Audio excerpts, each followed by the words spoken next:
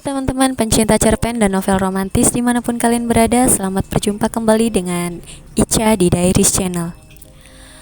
Sebelumnya aku pengen tanya dulu nih, gimana kabar teman-teman semua hari ini? Semoga selalu sehat ya dan dalam lindungannya. Di kesempatan kali ini aku pengen ngelanjutin cerita tentang Ami part 4. Jangan lupa pakai headset ya. Oke, langsung saja part 4 dimulai. Kalau cuma teman, tolong kenalkan aku padanya. Waktu itu aku sempat melihat wajahnya dan ternyata dia tipeku. Saat Sersan Choi mengatakan hal itu, segala aktivitas Roni terhenti, termasuk bernapas. Saya tak bisa melakukannya. Kenapa? Dia kan bukan pacarmu. Waktu hamilku hampir selesai, jadi aku ingin cari pacar. Setiap hari libur, teman-teman yang lain selalu memperkenalkanku pada beberapa cewek. Tapi Kopral Sin tak pernah memperkenalkanku pada satu cewek pun. Saya akan memperkenalkan teman yang cocok untuk Sersan Choi. Aku tak mau yang lain, cewek itu tipeku. Untuk sesaat, Minwo tak bisa berkata apapun. Apa Kopral Sin menyukai cewek ini? Tidak. Kalau begitu, apa kamu berencana mendekatinya? Tidak juga. Jadi, kenapa kamu keras kepala begini? Memangnya aku akan memakannya? Aku cuma ingin kamu mengajakku kenalan dengannya. Tidak mau. Roni menjawab setelah berpikir sejenak. Apa? Gak mau? Iya, saya gak mau. Kalian gak pacaran. Kamu juga gak suka sama cewek itu. Tapi kamu gak mau memperkenalkan dia kepada cowok lain. Setelah mendengar jawaban Roni yang pelin-pelan, wajah Sersan Choi mengeras. Bukannya apa-apa, namun hubungan keluarga kami sangat dekat, bahkan lebih dekat dibandingkan saudara sendiri. Keluarganya itu kolot sekali. Bahkan kencan buta pun gak boleh. Bukan begitu, dia tidak boleh berpacaran. Apa hubungannya pacaran dengan kencan buta? Sersan Choi meninggikan suaranya karena kesal. Kalau teman saya bertemu Sersan Choi, pasti dia akan tertarik kan? Apa? Mata Sersan Choi membesar karena kaget. Aneh sekali kalau dia tidak menyukai cowok sempurna seperti Sersan Choi. Apa? Coba lihat ekspresinya. Mata Sersan Choi menyipit. Kalau kencan butanya berhasil, pasti kalian akan pacaran kan? Kalau ayahnya tahu saya yang mengatur kencan buta itu, saya pasti akan dipukul habis-habisan. Setelah mendengar ucapan Roni, Sersan Choi cemberut. Maksudmu apa? Begitulah, akan terjadi hal seperti yang Sersan Choi pikirkan. Jadi maksudmu pesonaku bikin cewek tergila-gila gitu? Ya begitulah. Roni menjawab dengan penuh keyakinan. Kamu jago sekali berkelit dengan cerdik ya. Aku suka caramu. Kopral Sin, ikut aku ajajan sekarang. Roni adalah orang yang cerdas. Sangat mudah bagi pemuda itu mencari cara agar tidak mengenalkan Ami pada Sersan Choi tanpa dibenci olehnya. Sersan Choi yang tidak mengetahui tentang ini tetap menyukai Roni sampai ia keluar dari wajib militer. Musim panas 5 tahun kemudian, malam telah larut. Hujan, petir, dan gemuruh seolah merobek-robek langit malam itu. Kegelapan dan kilatan cahaya terang silih berganti mewarnai bumi. Semua bisa saja terjadi di malam seperti ini. Rintik hujan jatuh di atas gerbang besi dan menciptakan bunyi denting aneh yang menggema di sepanjang gang sepi. Ami, seorang pria mabuk duduk di depan rumah Ami yang kosong sambil meneriakkan namanya. Ami terkejut melihat bayangan menakutkan itu di depan pintu rumahnya. Ia berhenti sejenak. Tangannya menggenggam gagang payung kuat-kuat di tengah hujan deras. Walau ia tahu hal itu tidak banyak gunanya. Namun, siapa tahu ia dapat memukul pemabuk itu dengan payungnya. Ami menghentikan gerakannya, mengeluarkan ponsel dari tas saat mendengar namanya disebut. Aku tahu ada seseorang di dalam, keluarlah. Tunggu sebentar. Ami mendengarkan baik-baik suara samar di tengah hujan itu dan merasa mengenalinya. Kenapa kamu mematikan ponsel? Apa aku ini seperti penguntit? Suara itu terdengar sangat familiar. seolah-olah itu suara seseorang yang sudah hidup bersamamu selama 27 tahun. Kau takut akan memakanmu. Hah? Bukankah ini suara orang yang sangat dicintai Ami? Kenapa kamu suka mempermainkan perasaan orang? Kalau begitu, lelaki ini katamu kamu gak akan melakukannya lagi. Itu Shin Roni. Pria itu sedang meluapkan perasaannya sambil memukul-mukul pagar besi rumah Ami. Jadi semua sudah berakhir. Perasaanmu sudah berubah, hah? Tak hanya mendatangi rumah Ami, lelaki itu juga sedang mencurahkan isi hatinya. Ami berdiri diam selama beberapa saat. Ia tak mempercayai penglihatannya yang seperti mimpi itu.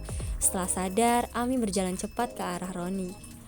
Wanita itu menggunakan payungnya untuk memayungi Roni agar tidak kehujanan. Apa yang kamu lakukan di sini? Tidak terdengar ada rasa semangat atau berdebar dari kata-kata Ami, hanya nada yang berat dan kasar.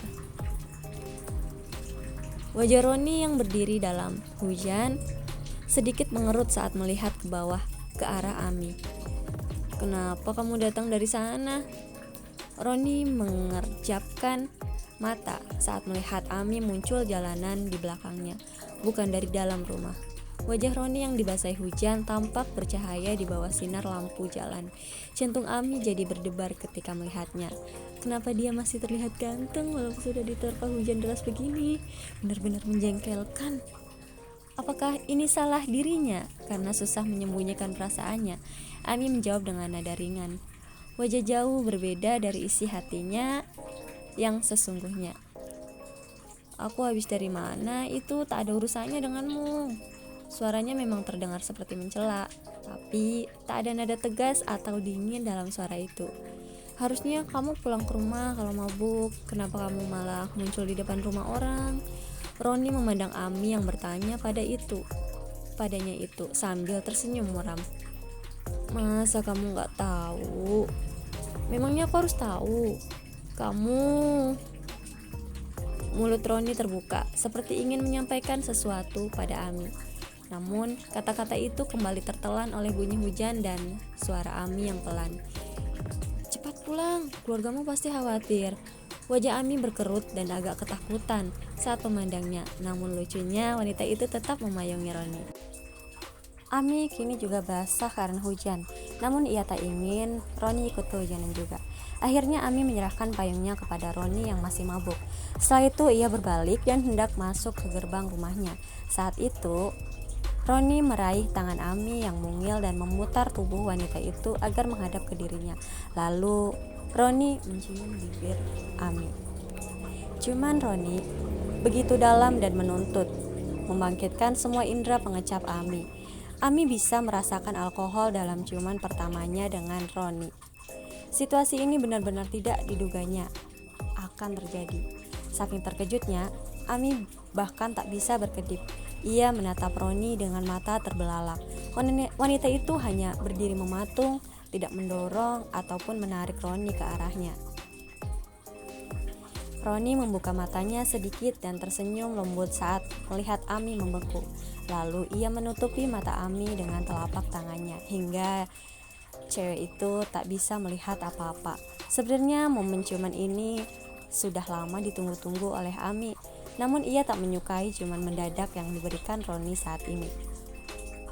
Mulai saat ini aku akan berhenti menyukaimu. Baru kemarin malam Ami mengakhiri cintanya yang bertepuk sebelah tangan kepada Roni. Sungguh melelahkan mencintai orang yang sama dalam jangka waktu lama. Apalagi bagi Ami yang telah mencintai Roni seorang selama 20 tahun. Akhirnya wanita ini memutuskan untuk menyerah.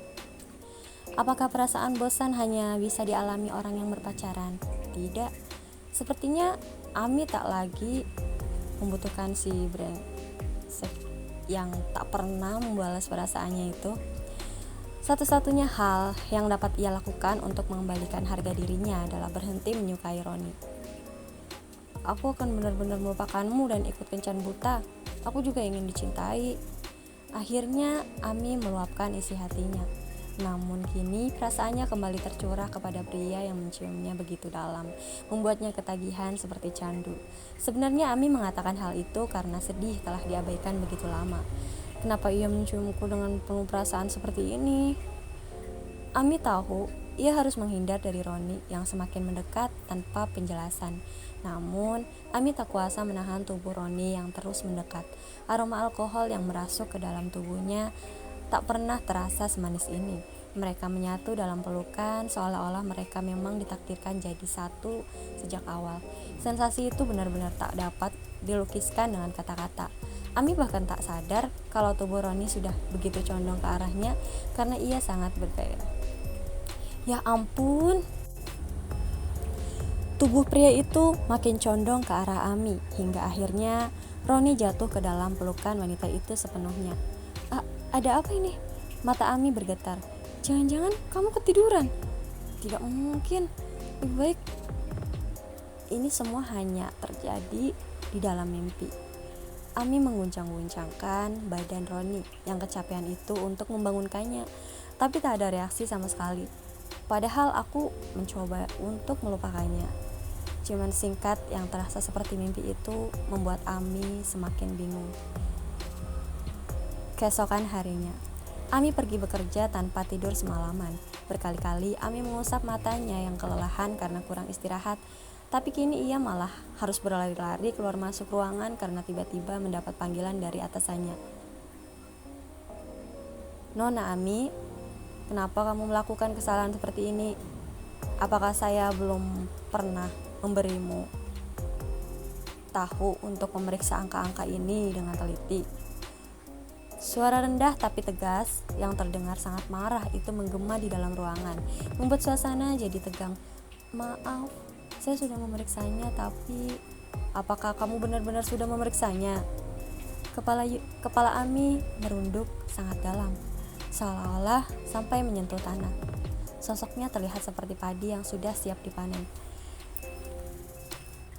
Ami mengulung bibir dan memikirkan suatu alasan.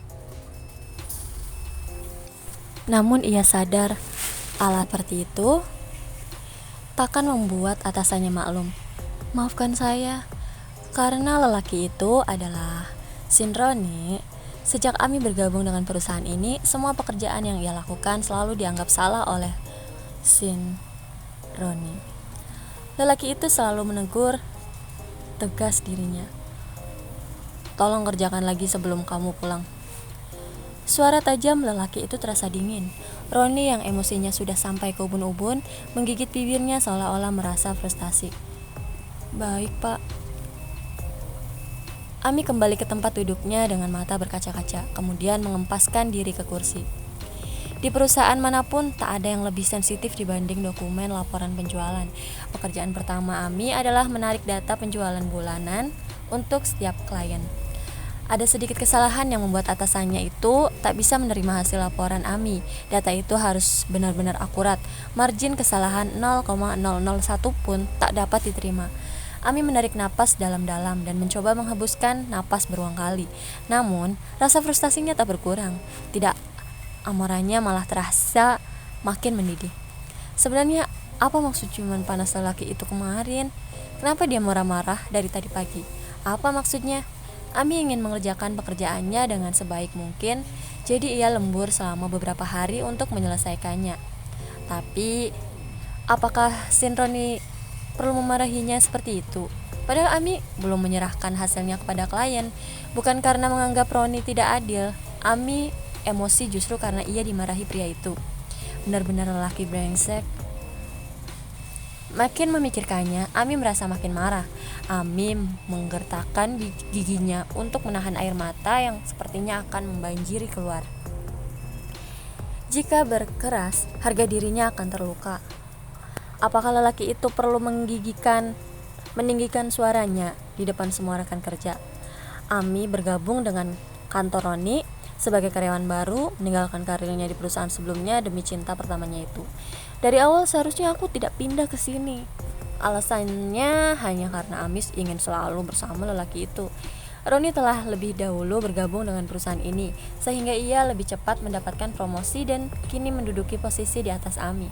Sementara Ami yang baru bergabung mendapat posisi yang lebih rendah. Ami tak pernah berharap kehidupan kantornya akan terasa lebih nyaman karena persahabatan mereka yang kikuk tapi terasa dekat. Namun, Ami juga tak pernah membayangkan keadaannya jadi seburuk ini. Apakah ini karena aturan dasar bahwa kehidupan sosial pegawai harus mengikuti semua perintah atasan? Inilah hukum kekekalan yang mengubah waktu, tapi berubah seiring waktu. Kedudukan Ami mungkin sama dengan Roni di luar, tapi berbeda saat mereka berada dalam perusahaan. Satu-satunya hal yang harus dilakukan Ami adalah bekerja dengan benar di bawah pengawasan Shin Roni. Saat jam makan siang, orang-orang meninggalkan kantor untuk makan. Ami mengamati pekerjaan yang belum dia selesaikan setengahnya dengan sungguh-sungguh, lalu menghela napas.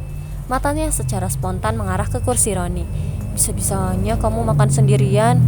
Saat memikirkan Roni, Ami kembali teringat pada ciuman mereka semalam yang terasa menakutkan. Ia merasakan bibirnya memanas hanya dengan memikirkan kejadian semalam. Jangan-jangan itu kebiasaannya saat mabuk. Ami mengusap bibirnya dengan lembut. Apakah itu yang ia lakukan pada setiap wanita saat mabuk? Ami menggelengkan kepala untuk mengusir pikiran yang tidak-tidak itu. Yang benar saja. Ia tahu Shin Roni bukan laki-laki seperti itu. Apa dia pura-pura tidak ingat? Payah, harga diriku akan jatuh kalau harus bertanya padanya. Cuman itu terjadi hanya sehari setelah Ami bekerja untuk bersikap dingin pada Roni. Kalau dalam keadaan normal, Ami akan membuang harga dirinya dan bilang, kamu harus bertanggung jawab karena sudah menciumku. Namun, saat bertatapan dengan Roni, wajahnya malah memerah dan matanya beralih ke bibir lelaki itu. Dari mana ia belajar berciuman? Ia sangat mahir melakukannya. Ya ampun, tak ada cara lain untuk meredam perutnya yang terus bergemuruh. Tidak bisa begini terus, aku harus makan. Tadinya Ami ingin menyelesaikan pekerjaan secepat mungkin sehingga mengorbankan waktu makan siang. Namun, apa yang bisa ia lakukan kalau perutnya berkata lain? Ami akhirnya membeli onigiri di minimarket yang berada tepat di lantai bawah perusahaan. Saat masuk lobi, ia melihat wajah yang dikenalnya. Oh, itu Yunho yang kemarin bertemu dalam kencan buta dengannya. Nona Ami, saya menelpon Anda berkali-kali tapi tak diangkat. Karena bertemu di tempat yang tak disangka-sangka, Ami mengerjapkan mata bingung. Oh, apakah Anda datang jauh-jauh kemari untuk menemui saya? Saya kepikiran karena kemarin tak bisa mengobrol santai dengan Anda. Begini, saya sudah bilang kalau saya belum siap untuk... Anda merasa terbebani memikirkan pernikahan kan? Apa? Tidak, bukan begitu. Ami merasa malu dengan pertanyaan terus terang dari Yunho. Saya bingung ketika Anda tiba-tiba pergi kemarin. Saya tak bisa tidur nyenyak. Kenapa? Ami kembali bertanya dengan ekspresi bingung. Menurut saya, waktu kita untuk saling mengenal terlalu singkat. Bukan begitu, seperti yang saya katakan kemarin. Saya masih belum siap. Saya benar-benar minta maaf, tapi saya tak mau menjanjikan apapun. Ami, yang khawatir pria itu berharap lebih, kembali menyatakan keputusannya dengan tegas. Mari kita bertemu beberapa kali lagi, 1 kali saja, tentu tidak cukup. Saya yakin Anda akan berubah pikiran. Dalam pertemuan kemarin, Yunho bilang dirinya adalah seorang dokter sukses yang baru saja membuka rumah sakit. Lalu dia membangga-banggakan pekerjaannya, menganggap itu adalah hal yang hebat. Dari percakapan singkat itu, Ami tahu bahwa pria ini orang yang egois. Yunho sibuk bicara dengan dirinya dan tidak mendengarkan cerita lawan bicaranya. Mungkin Yunho mencoba memperbaiki citra diri dengan jauh-jauh datang kemari karena harga dirinya terluka. Pria itu tak akan mau membiarkan dirinya dinilai buruk oleh Ami. Maaf. Ami menundukkan kepala dan meminta maaf lalu berbalik. Wanita ini merasa ia sudah melakukan hal yang sepantasnya. Namun Yunho menyambar pergelangan tangan Ami. Memangnya kamu ini siapa? Dan beraninya menolakku. Apa yang kamu lakukan? Tolong lepaskan aku. Ami berteriak ketakutan sambil melepaskan pergelangan tangannya yang dicengkeram pria itu. Kita hanya bertemu sebentar. Apa iya kamu bisa memutuskan cocok atau tidak denganku hanya dengan ngobrol sebentar? Apa kamu ini cewek matre? Apa? Cewek matre? Cok sinting. Saat itu para karyawan satu persatu mulai kembali dari makan siang. Mereka memperhatikan Ami dan Yunho. kalau Shinro ini melihat kejadian ini bisa gawat. Lagi pula, kenapa Yonho bisa-bisanya muncul di kantor Ami? Saat itu, Ami tak bisa menahan amarahnya yang sudah mendidih. Dasar bocah tak tahu diri, berani-beraninya kamu datang dan mengganggu wanita yang tidak menyukaimu. Kata-kata itu menusuk dengan telak. Part 4 selesai.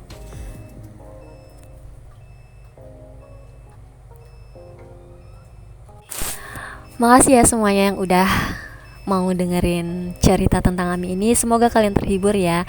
Jangan lupa like, comment, and subscribe untuk berlangganan di channel ini. Terima kasih. Bye-bye.